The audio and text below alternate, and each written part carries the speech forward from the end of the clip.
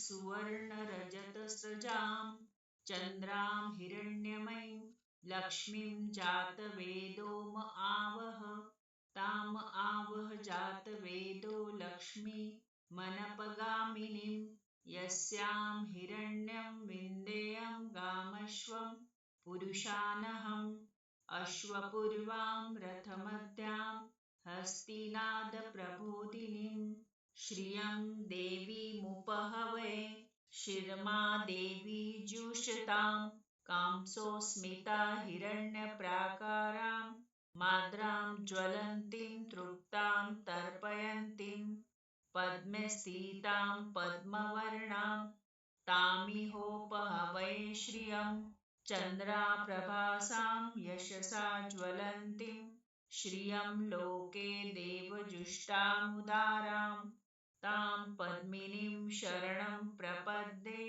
अलक्ष्मीर्मे नश्यतां तां वृणे आदित्यवर्णे तपसोऽधिजातो वनस्पतिस्तव वृक्षोत बिल्वः तस्य फलानि तपसा नुदन्तु मायान्तरायाश्च बाह्या अलक्ष्मी उपेतु मा देवसखा कीर्तिश्च मणिना सह प्रादुर्भूतोऽस्मि राष्ट्रेऽस्मिन् कीर्तिं वृद्धिं ददातु मे क्षुत्पिपासलां ज्येष्ठाम् अलक्ष्मीं नाशयाम्यहम् अभूतिं समृद्धिं च सर्वां निर्णुद मे गृहात् गन्धद्वारां दुराधर्षां नित्यपुष्टां करिषिणीम् ईश्वरीं सर्वभूतानां तामिहोपहवे श्रियं मनसकाममाकुतिं वाच सत्यं श्रीमहि पशूनां रूपमन्यस्य मयि श्रियश्रयतां यशः कर्दमेन प्रजाभूता मयि सम्भव कर्दम् श्रियं वासय मे कूले मातरं पद्ममालिनीम् आपः सृजन्तु स्निग्धानि चिक्लितवस्मे गृहे नीचदेवीं मातरं श्रियं वासय मे कुले आर्द्रां पुष्करणीं पुष्टिं पिङ्गलां पद्ममालिनीं चन्द्रां हिरण्यमयीं लक्ष्मीं जातवेदो म आवह आर्द्रां यकरिणीं यष्टिं सुवर्णां हेममालिनीं सूर्यां हिरण्यमयीं लक्ष्मीं जातवेदो म आवह ताम आवह जातवेदो लक्ष्मी मनपगामिनीं यस्यां हिरण्यं प्रभूतं गावो दासोऽश्वान् विन्देयं पुरुषानहम् यः शुचिप्रयतो भूत्वा जुह्यादाज्यमन्वहम् सूक्तं पञ्चदशर्चं च श्रीकाम सततं जपेत हरि ओं हिरण्यवर्णां हरिणीं सुवर्णरजतस्रजां चन्द्रां हिरण्यमयीं लक्ष्मीं जातवेदो म आवह ताम आवह जातवेदो लक्ष्मी मनपगामिनीं यस्यां हिरण्यं विन्देयं गामश्वं पुरुषानहम् अश्वपूर्वां रथमध्यां हस्तिनादप्रबोधिनीं श्रियं देवीमुपहवे शिरमा देवी जुषतां कांसोऽस्मिता हिरण्यप्राकारां माद्रां ज्वलन्तीं तृप्तां तर्पयन्तीं पद्मे स्थितां पद्मवर्णां तामिहोपहवे श्रियं चन्द्राप्रभासां यशसा ज्वलन्तीं श्रियं लोके देवजुष्टामुदारां तां पद्मिनीं शरणं प्रपद्ये अलक्ष्मीर्मे नश्यतां तां वृणे आदित्यवर्णे तपसोऽधिजातो वनस्पतिस्तव वृक्षोत बिल्वः तस्य फलानि तपसा नुदन्तु मायान्तरायाश्च बाह्या अलक्ष्मी उपेतु मा देवसखा कीर्तिश्च मणिना सह प्रादुर्भूतोऽस्मि राष्ट्रेऽस्मिन् कीर्तिं वृद्धिं ददातु मे क्षुत्पिपासलां ज्येष्ठाम् अलक्ष्मीं नाशयाम्यहम् अभूतिं समृद्धिं च सर्वां निर्णूद मे गृहात् गन्धद्वारां दुराधर्षां नित्यपुष्टां करिषिणीम् ईश्वरीं सर्वभूतानां तामिहोपहवये श्रियं मनस काममाकुतिं वाच सत्यं श्रीमहि पशूनां रूपमन्यस्य मयि श्रियश्रयतां यशः कर्दमेन प्रजाभूता मयि सम्भव कर्दम् श्रियं वासय मे कूले मातरं पद्ममालिनीम् आपः सृजन्तु स्निग्धानि चिक्लितवस्मे गृहे नीचदेवीं मातरं श्रियं वासय मे कुले आर्द्रां पुष्करणीं पुष्टिं पिङ्गलां पद्ममालिनीं चन्द्रां हिरण्यमयीं लक्ष्मीं जातवेदोम आवह आर्द्रां यकरिणीं यष्टिं सुवर्णां हेममालिनीं सूर्यां हिरण्यमयीं लक्ष्मीं जातवेदोम आवह ताम आवह जातवेदो लक्ष्मी मनपगामिनीं यस्यां हिरण्यं प्रभूतं गावो दासोऽश्वान् विन्देयं पुरुषानहं यः शुचिप्रयतो भूत्वा जुह्यादाज्यमन्वहम् सुक्तं पञ्चदशर्चं च श्रीकाम सततं जपेत हरि ओं हिरण्यवर्णां हरिणीं सुवर्णरजतस्रजां चन्द्रां हिरण्यमयीं लक्ष्मीं जातवेदोम आवह ताम आवह जातवेदो लक्ष्मी मनपगामिनीं यस्यां हिरण्यं विन्देयं गामश्वं पुरुषानहम् अश्वपूर्वां रथमध्यां हस्तिनादप्रबोधिनीं श्रियं देवीमुपहवये शिरमा देवी जुषतां कांसोऽस्मिता हिरण्यप्राकारां माद्रां ज्वलन्तीं तृप्तां तर्पयन्तीं पद्मे स्थितां पद्मवर्णां तामिहोपहवये श्रियं चन्द्राप्रभासां यशसा ज्वलन्तीं श्रियं लोके देवजुष्टामुदारां तां पद्मिनीं शरणं प्रपद्ये अलक्ष्मीर्मे नश्यतां तां वृणे आदित्यवर्णे तपसोऽधिजातो वनस्पतिस्तव वृक्षोत बिल्वः तस्य फलानि तपसा नुदन्तु मायान्तरायाश्च बाह्या अलक्ष्मी उपेतु मा देवसखा कीर्तिश्च मणिना सह प्रादुर्भूतोऽस्मि राष्ट्रेऽस्मिन् कीर्तिं वृद्धिं ददातु मे क्षुत्पिपासलां ज्येष्ठाम् अलक्ष्मीं नाशयाम्यहम् अभूतिं समृद्धिं च सर्वां निर्णूद मे गृहात् गन्धद्वारां दुराधर्षां नित्यपुष्टां करिषिणीम् ईश्वरीं सर्वभूतानां तामिहोपहवये श्रियं मनस काममाकुतिं वाच सत्यं श्रीमहि पशूनां रूपमन्यस्य मयि श्रियश्रयतां यशः कर्दमेन प्रजाभूता मयि सम्भव कर्दम् श्रियं वासय मे कूले मातरं पद्ममालिनीम्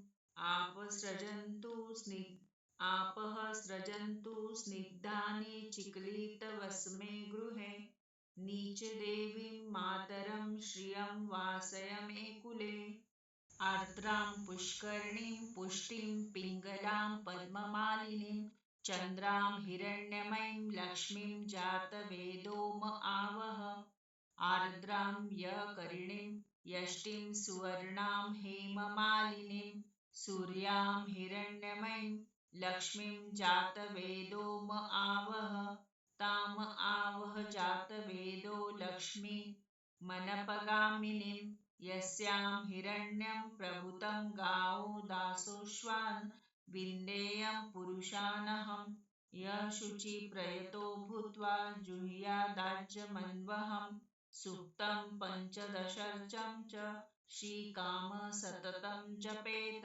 हरि ओं हिरण्यवर्णां हरिणीं सुवर्णरजतस्रजां चन्द्रां हिरण्यमयीं लक्ष्मीं जातवेदो म आवह।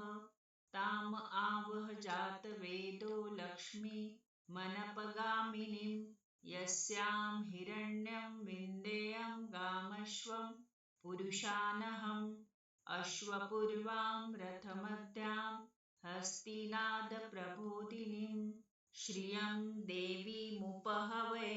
शिरमा देवी जुषतां कांसोऽस्मिता हिरण्यप्राकारां माद्रां ज्वलन्तीं तृप्तां तर्पयन्तीं पद्मे स्थितां पद्मवर्णां तामिहोपहवे श्रियं।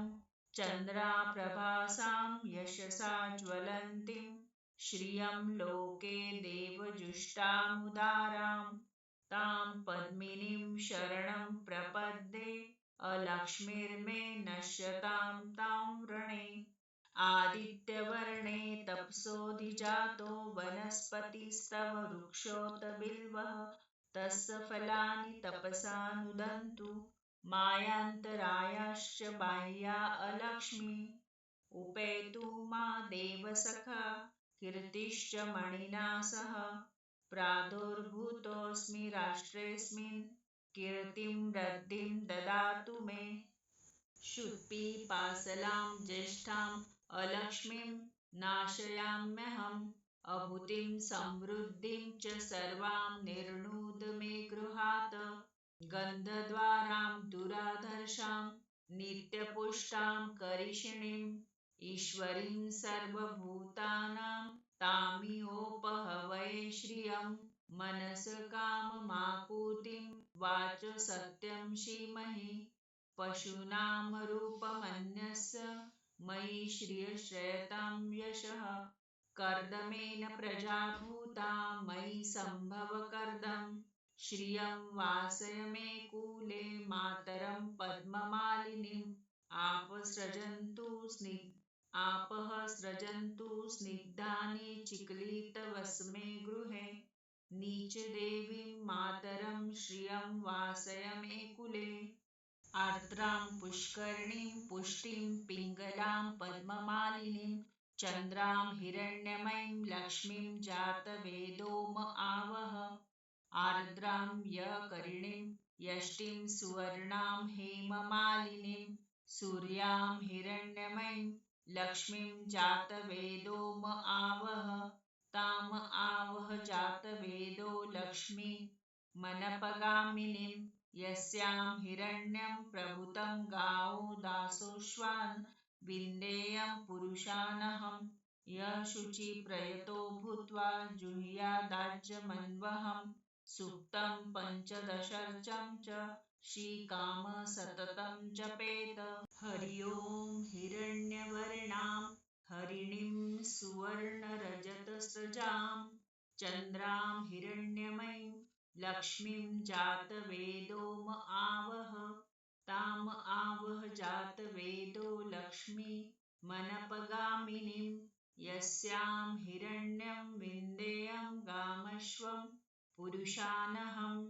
अश्वपूर्वां रथमध्यां हस्तिनादप्रबोधिनीं श्रियं देवीमुपहवे। शिरमा देवी जुषतां कांसोऽस्मिता हिरण्यप्राकारां माद्रां ज्वलन्तीं तृप्तां तर्पयन्तीं पद्मे स्थितां पद्मवर्णां तामिहोपहवे श्रियं। चन्द्राप्रभासां यशसा ज्वलन्तीं श्रियं लोके देवजुष्टामुदारां तां पद्मिनीं शरणं प्रपद्ये। अलक्ष्मीर्मे नश्यतां तां वृणे। आदित्यवर्णे तपसोऽधिजातो वनस्पतिस्तव वृक्षोत बिल्वः तस्य फलानि तपसा नुदन्तु मायान्तरायाश्च बाह्या अलक्ष्मी। उपेतु मा देवसखा कीर्तिश्च मणिना सह। प्रादुर्भूतोऽस्मि राष्ट्रेऽस्मिन् कीर्तिं वृद्धिं ददातु मे। क्षुत्पिपासलां ज्येष्ठाम् अलक्ष्मीं नाशयाम्यहम्। अभूतिं समृद्धिं च सर्वां निर्णुद मे गृहात्। गन्धद्वारां दुराधर्षां नित्यपुष्टां करिषिणीम्। ईश्वरीं सर्वभूतानां तामिहोपहवये श्रियम्।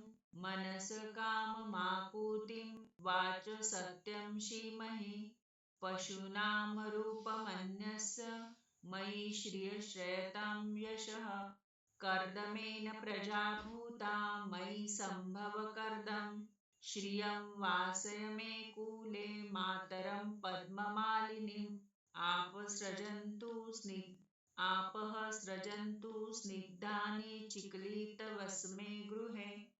नीचदेवीं मातरं श्रियं वासय मे कुले। आर्द्रां पुष्करणीं पुष्टिं पिङ्गलां पद्ममालिनीं। चन्द्रां हिरण्यमयीं लक्ष्मीं जातवेदोम आवह। आर्द्रां यकरिणीं यष्टिं सुवर्णां हेममालिनीं। सूर्यां हिरण्यमयीं लक्ष्मीं जातवेदोम आवह। ताम आवह जातवेदो लक्ष्मी मनपगामिनीं। यस्यां हिरण्यं प्रभूतं गावो दासोऽश्वान्। विन्देयं पुरुषानहम्। यः शुचिप्रयतो भूत्वा जुह्यादाज्यमन्वहम्। सूक्तं पञ्चदशर्चं च श्रीकाम सततं जपेत। हरि ओं हिरण्यवर्णां हरिणीं सुवर्णरजतस्रजां। चन्द्रां हिरण्यमयीं लक्ष्मीं जातवेदोम आवह। ताम आवह जातवेदो लक्ष्मी मनपगामिनीं। यस्यां हिरण्यं विन्देयं गामश्वं पुरुषानहम्। अश्वपूर्वां रथमध्यां हस्तिनादप्रबोधिनीं। श्रियं देवीमुपहवये शिरमा देवी जुषतां। कांसोऽस्मिता हिरण्यप्राकारां माद्रां ज्वलन्तीं तृप्तां तर्पयन्तीं। पद्मे स्थितां पद्मवर्णां तामिहोपहवये श्रियम्। चन्द्राप्रभासां यशसा ज्वलन्तीं। श्रियं लोके देवजुष्टामुदारां। तां पद्मिनीं शरणं प्रपद्ये। अलक्ष्मीर्मे नश्यतां तां वृणे। आदित्यवर्णे तपसोऽधिजातो वनस्पतिस्तव वृक्षोऽत बिल्वः। तस्य फलानि तपसा नुदन्तु। मायान्तरायाश्च बाह्या अलक्ष्मी। उपेतु मा देवसखा कीर्तिश्च मणिना सह। प्रादुर्भूतोऽस्मि राष्ट्रेऽस्मिन् कीर्तिं वृद्धिं ददातु मे। क्षुत्पिपासलां ज्येष्ठाम् अलक्ष्मीं नाशयाम्यहम्। अभूतिं समृद्धिं च सर्वां निर्णुद मे गृहात्। गन्धद्वारां दुराधर्षां नित्यपुष्टां करिषिणीम्। ईश्वरीं सर्वभूतानां तामिहोपहवये श्रियम्। मनस काममाकुतिं वाच सत्यं धीमहि।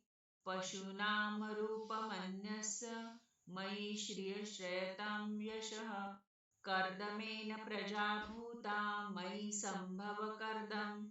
श्रियं वासय मे कूले मातरं पद्ममालिनीम्। आपः सृजन्तु स्निग्धानि चिक्लितवस्मे गृहे। नीचदेवीं मातरं श्रियं वासय मे कुले। आर्द्रां पुष्करणीं पुष्टिं पिङ्गलां पद्ममालिनीं। चन्द्रां हिरण्यमयीं लक्ष्मीं जातवेदोम आवह।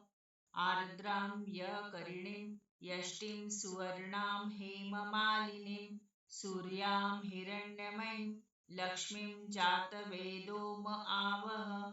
ताम आवह जातवेदो लक्ष्मी मनपगामिनीं। यस्यां हिरण्यं प्रभूतं गावो दासोऽश्वान्।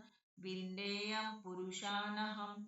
शुचि प्रयतो भूत्वा जुह्यादाज्यमन्वहम् सुक्तं पञ्चदशर्चं च श्रीकाम सततं जपेत।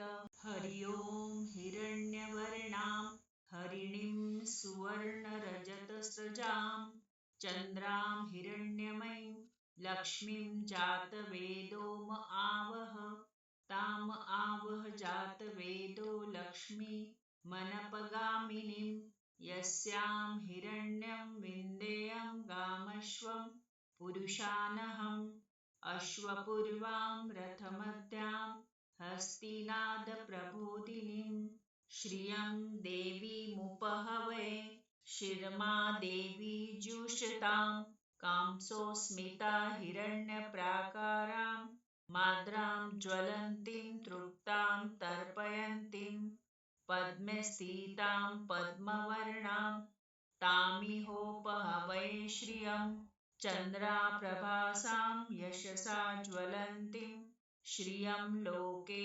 देवजुष्टामुदारां तां पद्मिनीं शरणं प्रपद्ये अलक्ष्मीर्मे नश्यतां तां वृणे। आदित्यवर्णे तपसोऽधिजातो वनस्पतिस्तव वृक्षोत बिल्वः तस्य फलानि तपसा नुदन्तु मायान्तरायाश्च बाह्या अलक्ष्मी उपेतु मा देवसखा कीर्तिश्च मणिना सह प्रादुर्भूतोऽस्मि राष्ट्रेऽस्मिन् कीर्तिं वृद्धिं ददातु मे। क्षुत्पिपासलां ज्येष्ठाम् अलक्ष्मीं नाशयाम्यहम् अभूतिं समृद्धिं च सर्वां निर्णुद मे गृहात् गन्धद्वारां दुराधर्षां नित्यपुष्टां करिषिणीम् ईश्वरीं सर्वभूतानां तामिहोपहवे श्रियं मनसकाममाकुतिं वाच सत्यं श्रीमहि पशूनां रूपमन्यस्य मयि श्रियश्रयतां यशः कर्दमेन प्रजाभूता मयि सम्भव कर्दम् श्रियं वासय मे कूले मातरं पद्ममालिनीम् आपः सृजन्तु स्निग्धानि चिक्लितवस्मे गृहे नीचदेवीं मातरं श्रियं वासय मे कुले आर्द्रां पुष्करणीं पुष्टिं पिङ्गलां पद्ममालिनीं चन्द्रां हिरण्यमयीं लक्ष्मीं जातवेदो म आवह आर्द्रां यकरिणीं यष्टिं सुवर्णां हेममालिनीं सूर्यां हिरण्यमयीं लक्ष्मीं जातवेदो म आवह ताम आवह जातवेदो लक्ष्मी मनपगामिनीं यस्यां हिरण्यं प्रभूतं गावो दासोऽश्वान् विन्देयं पुरुषानहम् शुचि प्रयतो भूत्वा जुह्यादाज्यमन्वहम् सुक्तं पञ्चदशर्चं च श्रीकाम सततं जपेत। हरि ओं हिरण्यवर्णां हरिणीं सुवर्णरजतस्रजां चन्द्रां हिरण्यमयीं लक्ष्मीं जातवेदो म आवह ताम आवह जातवेदो लक्ष्मी मनपगामिनीं यस्यां हिरण्यं विन्देयं गामश्वं पुरुषानहम् अश्वपूर्वां रथमध्यां हस्तिनादप्रबोधिनीं श्रियं देवीमुपहवे शिरमा देवी जुषतां कांसोऽस्मिता हिरण्यप्राकारां माद्रां ज्वलन्तीं तृप्तां तर्पयन्तीं पद्मे स्थितां पद्मवर्णां तामिहोपहवे श्रियं चन्द्राप्रभासां यशसा ज्वलन्तीं श्रियं लोके देवजुष्टामुदारां तां पद्मिनीं शरणं प्रपद्ये अलक्ष्मीर्मे नश्यतां तां वृणे। आदित्यवर्णे तपसोऽधिजातो वनस्पतिस्तव वृक्षोत बिल्वः तस्य फलानि तपसा नुदन्तु मायान्तरायाश्च बाह्या अलक्ष्मी उपेतु मा देवसखा कीर्तिश्च मणिना सह प्रादुर्भूतोऽस्मि राष्ट्रेऽस्मिन् कीर्तिं वृद्धिं ददातु मे। क्षुत्पिपासलां ज्येष्ठाम् अलक्ष्मीं नाशयाम्यहम् अभूतिं समृद्धिं च सर्वां निर्णुद मे गृहात् गन्धद्वारां दुराधर्षां नित्यपुष्टां करिषिणीम् ईश्वरीं सर्वभूतानां तामिहोपहवये श्रियं मनस काममाकुतिं वाच सत्यं श्रीमहि पशूनां रूपमन्यस्य मयि श्रियश्रयतां यशः कर्दमेन प्रजाभूता मयि सम्भव कर्दम् श्रियं वासय मे कूले मातरं पद्ममालिनीम् आपः सृजन्तु स्निग्धानि चिक्लितवस्मे गृहे नीचदेवीं मातरं श्रियं वासय मे कुले आर्द्रां पुष्करणीं पुष्टिं पिङ्गलां पद्ममालिनीं चन्द्रां हिरण्यमयीं लक्ष्मीं जातवेदोम आवह आर्द्रां यकरिणीं यष्टिं सुवर्णां हेममालिनीं सूर्यां हिरण्यमयीं लक्ष्मीं जातवेदोम आवह ताम आवह जातवेदो लक्ष्मी मनपगामिनीं यस्यां हिरण्यं प्रभूतं गावो दासोऽश्वान् विन्देयं पुरुषानहं यः शुचिप्रयतो भूत्वा जुह्यादाज्यमन्वहम् सूक्तं पञ्चदशर्चं च श्रीकाम सततं जपेत।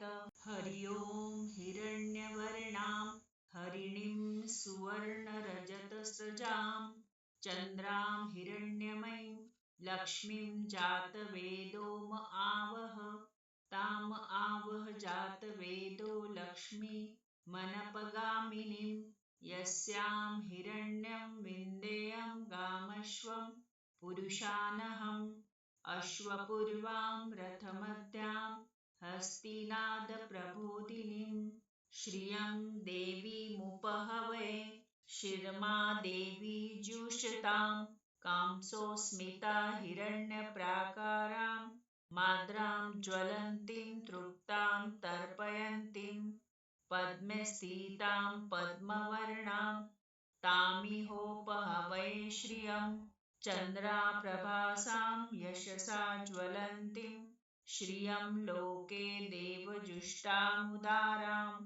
तां पद्मिनीं शरणं प्रपद्ये अलक्ष्मीर्मे नश्यतां तां वृणे आदित्यवर्णे तपसोऽधिजातो वनस्पतिस्तव वृक्षोत बिल्वः तस्य फलानि तपसा नुदन्तु मायान्तरायाश्च बाह्या अलक्ष्मी उपेतु मा देवसखा कीर्तिश्च मणिना सह प्रादुर्भूतोऽस्मि राष्ट्रेऽस्मिन् कीर्तिं वृद्धिं ददातु मे।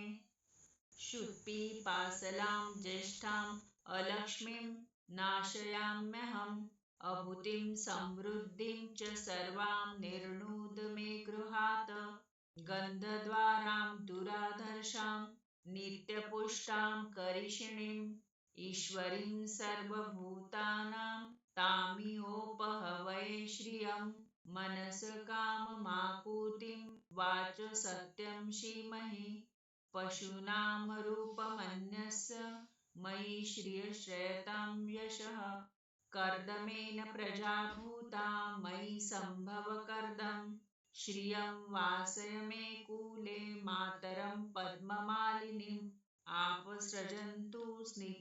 आपः सृजन्तु स्निग्धानि चिक्लितवस्मे गृहे नीचदेवीं मातरं श्रियं वासय मे कुले आर्द्रां पुष्करणीं पुष्टिं पिङ्गलां पद्ममालिनीं चन्द्रां हिरण्यमयीं लक्ष्मीं जातवेदोम आवह आर्द्रां यकरिणीं यष्टिं सुवर्णां हेममालिनीं सूर्यां हिरण्यमयीं लक्ष्मीं जातवेदोम आवह ताम आवह जातवेदो लक्ष्मी मनपगामिनीं यस्यां हिरण्यं प्रभूतं गावो दासोऽश्वान् विन्देयं पुरुषानहं यः शुचि प्रयतो भूत्वा जुह्यादाज्यमन्वहम् सुक्तं पञ्चदशर्चं च श्रीकाम सततं जपेत।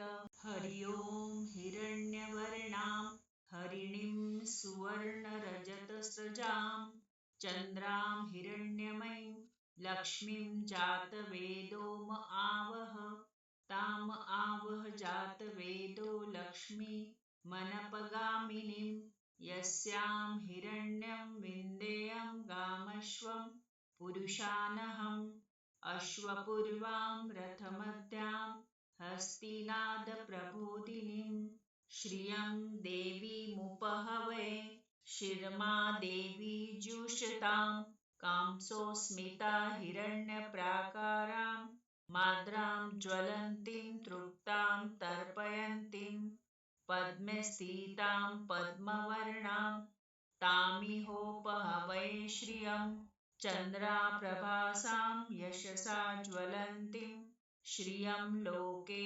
देवजुष्टामुदारां तां पद्मिनीं शरणं प्रपद्ये अलक्ष्मीर्मे नश्यतां तां वृणे। आदित्यवर्णे तपसोऽधिजातो वनस्पतिस्तव वृक्षोत बिल्वः तस्य फलानि तपसा नुदन्तु मायान्तरायाश्च बाह्या अलक्ष्मी उपेतु मा देवसखा कीर्तिश्च मणिना सह प्रादुर्भूतोऽस्मि राष्ट्रेऽस्मिन् कीर्तिं वृद्धिं ददातु मे। क्षुत्पिपासलां ज्येष्ठाम् अलक्ष्मीं नाशयाम्यहम् अभूतिं समृद्धिं च सर्वां निर्णुद मे गृहात् गन्धद्वारां दुराधर्षां नित्यपुष्टां करिषिणीम् ईश्वरीं सर्वभूतानां तामिहोपहवै श्रियं मनसकाममाकुतिं वाच सत्यं श्रीमहि पशूनां रूपमन्यस्य मयि श्रियश्रयतां यशः कर्दमेन प्रजाभूता मयि सम्भव कर्दम् श्रियं वासय मे कूले मातरं पद्ममालिनीम् आपः सृजन्तु स्निग्धानि चिक्लितवस्मे गृहे नीचदेवीं मातरं श्रियं वासय मे कुले। आर्द्रां पुष्करणीं पुष्टिं पिङ्गलां पद्ममालिनीं चन्द्रां हिरण्यमयीं लक्ष्मीं जातवेदो म आवह आर्द्रां यकरिणीं यष्टिं सुवर्णां हेममालिनीं सूर्यां हिरण्यमयीं लक्ष्मीं जातवेदो म आवह ताम आवह जातवेदो लक्ष्मी मनपगामिनीं यस्यां हिरण्यं प्रभूतं गावो दासोऽश्वान् विन्देयं पुरुषानहं यः शुचि प्रयतो भूत्वा जुह्यादाज्यमन्वहम् सुक्तं पञ्चदशर्चं च श्रीकाम सततं जपेत। हरि ओं हिरण्यवर्णां हरिणीं सुवर्णरजतस्रजां चन्द्रां हिरण्यमयीं लक्ष्मीं जातवेदो म आवह ताम आवह जातवेदो लक्ष्मी मनपगामिनीं यस्यां हिरण्यं विन्देयं गामश्वं पुरुषानहम् अश्वपूर्वां रथमध्यां हस्तिनादप्रबोधिनीं श्रियं देवीमुपहवै शिरमा देवी जुषतां कांसोऽस्मिता हिरण्यप्राकारां माद्रां ज्वलन्तीं तृप्तां तर्पयन्तीं पद्मे स्थितां पद्मवर्णां तामिहोपहवै श्रियं चन्द्राप्रभासां यशसा ज्वलन्तीं श्रियं लोके देवजुष्टामुदारां तां पद्मिनीं शरणं प्रपद्ये अलक्ष्मीर्मे नश्यतां तां वृणे।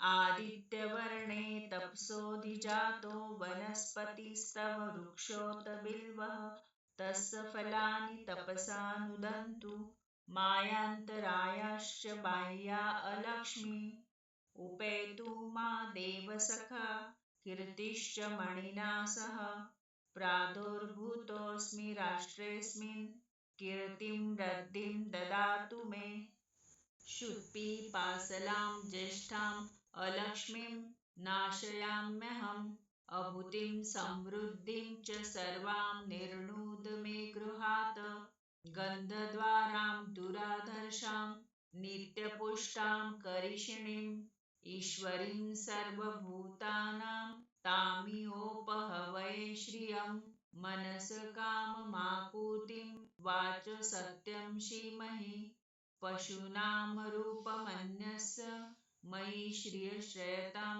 यशः कर्दमेन प्रजाभूता मयि सम्भव कर्दम् श्रियं वासय मे कूले मातरं पद्ममालिनीम्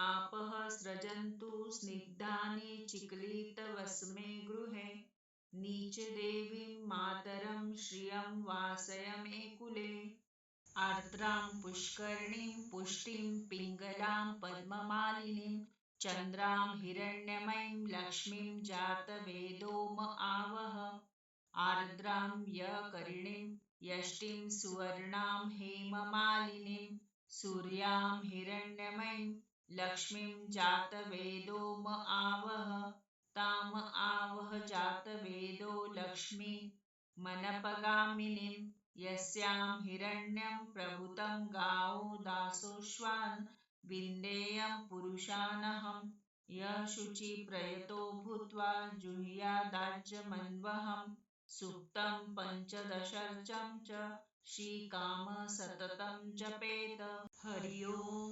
हिरण्यवर्णां हरिणीं सुवर्णरजतस्रजां चन्द्रां हिरण्यमयीं लक्ष्मीं जातवेदोम आवह ताम आवह जातवेदो लक्ष्मी मनपगामिनीं यस्यां हिरण्यं विन्देयं गामश्वं पुरुषानहम् अश्वपूर्वां रथमध्यां हस्तिनादप्रबोधिनीं श्रियं देवीमुपहवये शिरमा देवी जुषतां कांसोऽस्मिता हिरण्यप्राकारां माद्रां ज्वलन्तीं तृप्तां तर्पयन्तीं पद्मे स्थितां पद्मवर्णां तामिहोपहवये श्रियं चन्द्राप्रभासां यशसा ज्वलन्तीं श्रियं लोके देवजुष्टामुदारां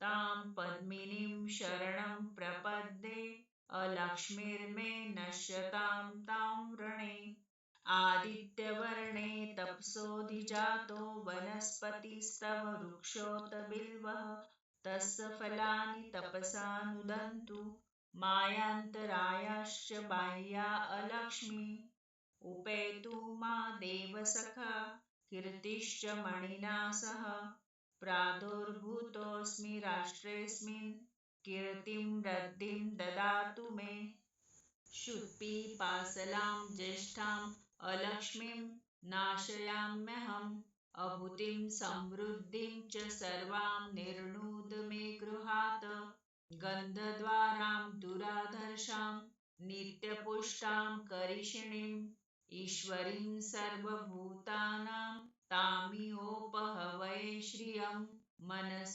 काममाकुतिं वाच सत्यं श्रीमहि पशूनां रूपमन्यस्य मयि श्रियश्रयतां यशः कर्दमेन प्रजाभूता मयि सम्भव कर्दम् श्रियं वासय मे कूले मातरं पद्ममालिनीम् आपः सृजन्तु स्निग्धानि चिक्लितवस्मे गृहे नीचदेवीं मातरं श्रियं वासय मे कुले आर्द्रां पुष्करणीं पुष्टिं पिङ्गलां पद्ममालिनीं चन्द्रां हिरण्यमयीं लक्ष्मीं जातवेदोम आवह आर्द्रां यकरिणीं यष्टिं सुवर्णां हेममालिनीं सूर्यां हिरण्यमयीं लक्ष्मीं जातवेदोम आवह ताम आवह जातवेदो लक्ष्मी मनपगामिनीं यस्यां हिरण्यं प्रभुतं गावो दासोऽश्वान् विन्देयं पुरुषानहं यः शुचिप्रयतो भूत्वा जुह्यादाज्यमन्वहं सुक्तं पञ्चदशर्चं च श्रीकाम सततं जपेत। हरि ओं हिरण्यवर्णां हरिणीं सुवर्णरजतस्रजां चन्द्रां हिरण्यमयीं लक्ष्मीं जातवेदो म आवह ताम आवह जातवेदो लक्ष्मी मनपगामिनीं यस्यां हिरण्यं विन्देयं गामश्वं पुरुषानहम् अश्वपूर्वां रथमध्यां हस्तिनादप्रबोधिनीं श्रियं देवीमुपहवै शिरमा देवी जुषतां कांसोऽस्मिता हिरण्यप्राकारां माद्रां ज्वलन्तीं तृप्तां तर्पयन्तीं पद्मे स्थितां पद्मवर्णां तामिहोपहवै श्रियं चन्द्राप्रभासां यशसा ज्वलन्तीं श्रियं लोके देवजुष्टामुदारां तां पद्मिनीं शरणं प्रपद्ये अलक्ष्मीर्मे नश्यतां तां वृणे। आदित्यवर्णे तपसोऽधिजातो वनस्पतिस्तव वृक्षोत बिल्वः तस्य फलानि तपसा नुदन्तु मायान्तरायाश्च बाह्या अलक्ष्मी उपेतु मा देवसखा कीर्तिश्च मणिना सह प्रादुर्भूतोऽस्मि राष्ट्रेऽस्मिन् कीर्तिं वृद्धिं ददातु मे। क्षुत्पिपासलां ज्येष्ठाम् अलक्ष्मीं नाशयाम्यहम् अभूतिं समृद्धिं च सर्वां निर्णुद मे गृहात् गन्धद्वारां दुराधर्षां नित्यपुष्टां करिषिणीम् ईश्वरीं सर्वभूतानां तामिहोपहवै श्रियं मनस काममाकुतिं वाच सत्यं श्रीमहि पशूनां रूपमन्यस्य मयि श्रियश्रयतां यशः कर्दमेन प्रजाभूता मयि सम्भव कर्दम श्रियं वासय मे कूले मातरं पद्ममालिनीम् आपः सृजन्तु स्निग्धानि चिक्लितवस्मे गृहे नीचदेवीं मातरं श्रियं वासय मे कुले।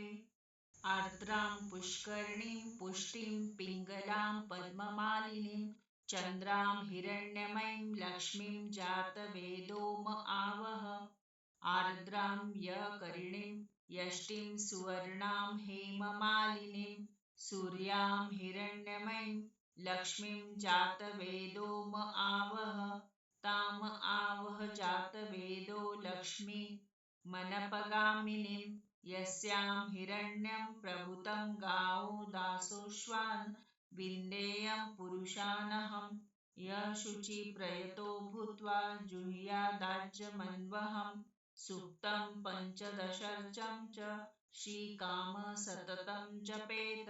हरि ओं हिरण्यवर्णां हरिणीं सुवर्णरजतस्रजां चन्द्रां हिरण्यमयीं लक्ष्मीं जातवेदो म आवह ताम आवह जातवेदो लक्ष्मी मनपगामिनीं यस्यां हिरण्यं विन्देयं गामश्वं पुरुषानहम् अश्वपूर्वां रथमध्यां हस्तिनादप्रबोधिनीं श्रियं देवीमुपहवै शिरमा देवी जुषतां कांसोऽस्मिता हिरण्यप्राकारां माद्रां ज्वलन्तीं तृप्तां तर्पयन्तीं पद्मे स्थितां पद्मवर्णां तामिहोपहवै श्रियं चन्द्राप्रभासां यशसा ज्वलन्तीं श्रियं लोके देवजुष्टामुदारां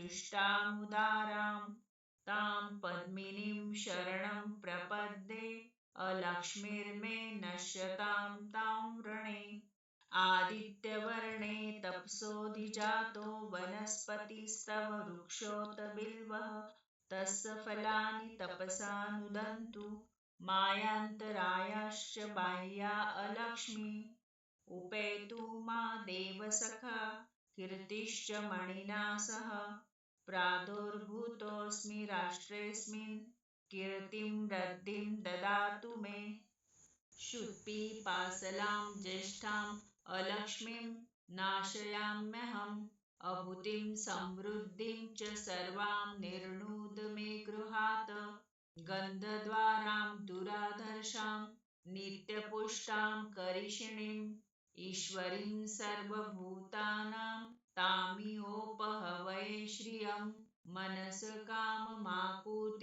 वाच सत्यं धीमहि पशूनां रूपमन्यस्य मयि श्रियश्रयतां यशः कर्दमेन प्रजाभूता मयि सम्भव कर्दम् श्रियं वासय मे कूले मातरं पद्ममालिनीम्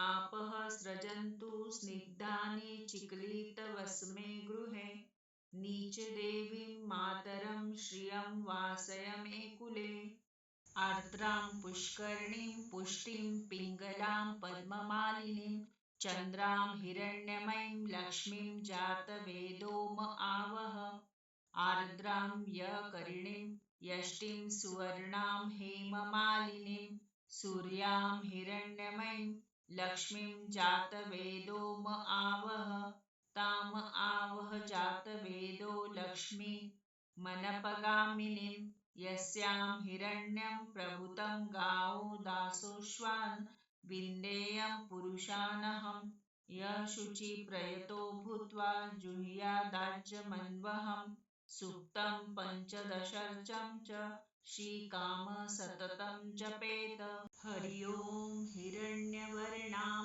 हरिणीं सुवर्णरजतस्रजां चन्द्रां हिरण्यमयीं लक्ष्मीं जातवेदोम आवह ताम आवह जातवेदो लक्ष्मी मनपगामिनीं यस्यां हिरण्यं विन्देयं गामश्वं पुरुषानहम् अश्वपूर्वां रथमध्यां हस्तिनादप्रबोधिनीं श्रियं देवीमुपहवये शिरमा देवी जुषतां कांसोऽस्मिता हिरण्यप्राकारां माद्रां ज्वलन्तीं तृप्तां तर्पयन्तीं पद्मे स्थितां पद्मवर्णां तामिहोपहवये श्रियं चन्द्राप्रभासां यशसा ज्वलन्तीं श्रियं लोके देवजुष्टामुदारां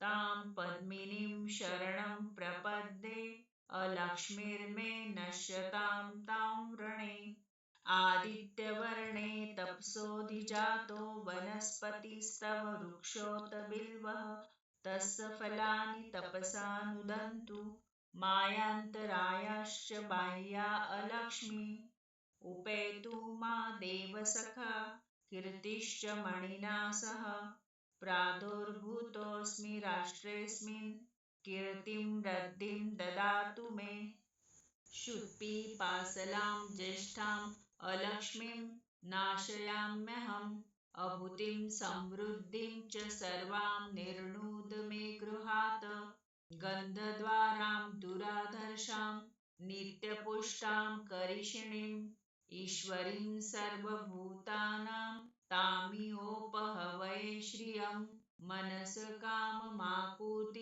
वाच सत्यं धीमहि पशूनां रूपमन्यस्य मयि श्रियश्रयतां यशः कर्दमेन प्रजाभूता मयि सम्भव कर्दम् श्रियं वासय मे कूले मातरं पद्ममालिनीम्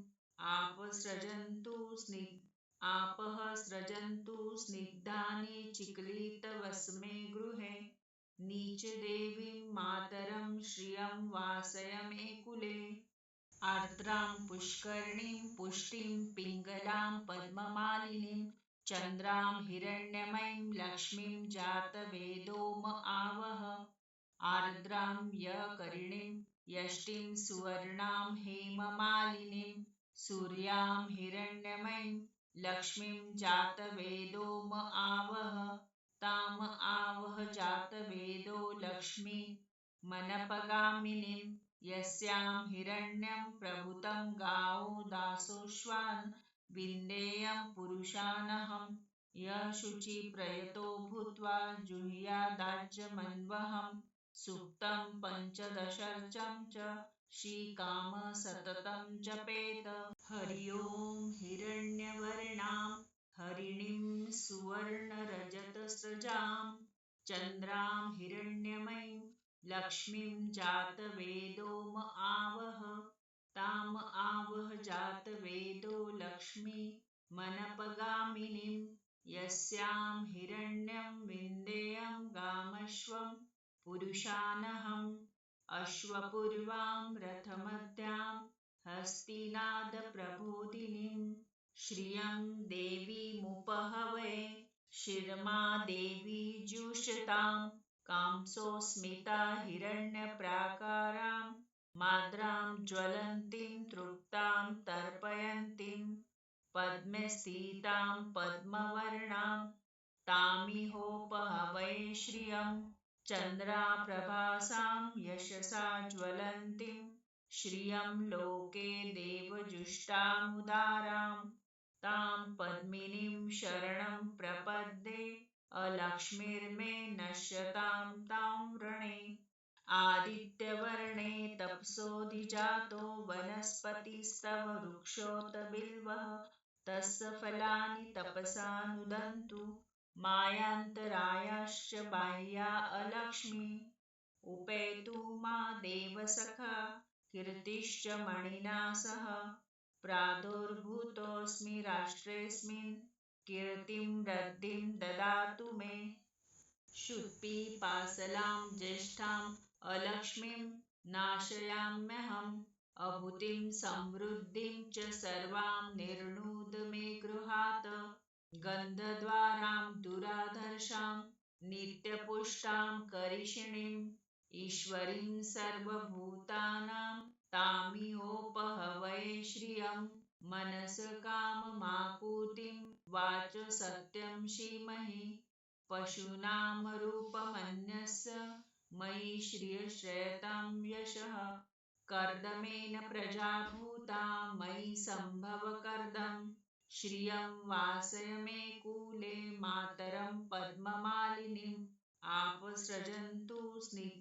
आपः सृजन्तु स्निग्धानि चिक्लितवस्मे गृहे नीचदेवीं मातरं श्रियं वासय मे कुले आर्द्रां पुष्करणीं पुष्टिं पिङ्गलां पद्ममालिनीं चन्द्रां हिरण्यमयीं लक्ष्मीं जातवेदो म आवह आर्द्रां यकरिणीं यष्टिं सुवर्णां हेममालिनीं सूर्यां हिरण्यमयीं लक्ष्मीं जातवेदो म आवह ताम आवह जातवेदो लक्ष्मी मनपगामिनीं यस्यां हिरण्यं प्रभूतं गावो दासोऽश्वान् विन्देयं पुरुषानहं यः शुचिप्रयतो भूत्वा जुह्यादाज्यमन्वहम् सुक्तं पञ्चदशर्चं च श्रीकाम सततं जपेत।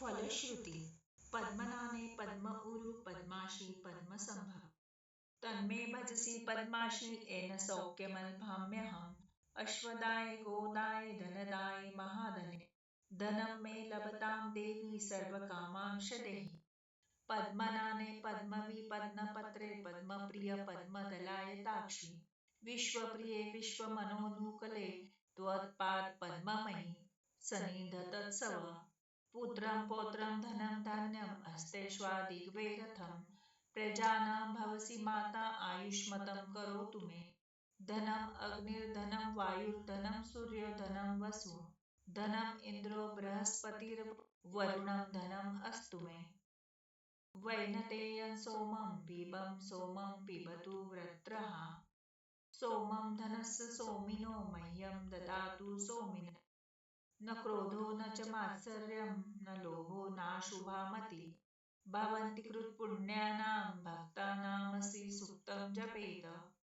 सरसिजनिलये सरोजहस्ते धवलतराशुकगन्धमाल्यशोभे। भगवति हरिवल्लभे मनोज्ञे त्रिभुवनभूतिकरी प्रसीद मह्यम्। विष्णुपत्नीं क्षमां देवीं माधवीं माधवप्रियां। लक्ष्मीं प्रियसखी देवी नमाच्युतवल्लभां।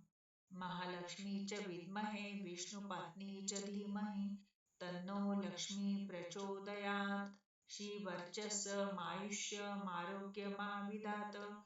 शोभमानं महीयते धान्यं धनं पशुं बहुपुत्रलाभं। शतसंवत्सरं दीर्घमायु इति श्रीसूक्तम्।